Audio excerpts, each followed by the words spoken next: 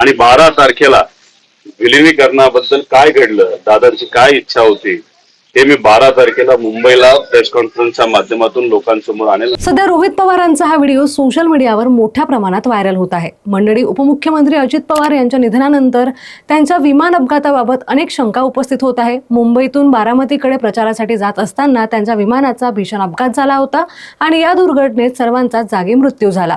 या प्रकरणात आता रोहित पवारांनी मोठं विधान केलं आहे. त्यांनी सांगितलं आहे की येत्या 10 तारखेला विमान अपघाताबाबत असलेल्या शंका पत्रकार परिषदेत ते मांडणार आहे. तर 12 तारखेला पक्ष विलिनीकरण आणि अजित पवारांची इच्छा याबाबत देखील मोठा खुलासा ते करणार आहे. रोहित पवार म्हणाले, अजूनही संपूर्ण कुटुंब दुःखातून सावरलेलं नाही. सध्या कोणतीही राजकीय चर्चा झालेली नाही, मात्र योग्य वेळी सर्व बाबी जनतेसमोर मांडल्या जातील. दरम्यान या अपघाताबाबत राज्यभरात चर्चा सुरू असून सर्वांचं लक्ष आता 10 आणि 12 तारखेच्या रोहित पवारांच्या प्रेस कॉन्फरन्सकडे लागले आहे.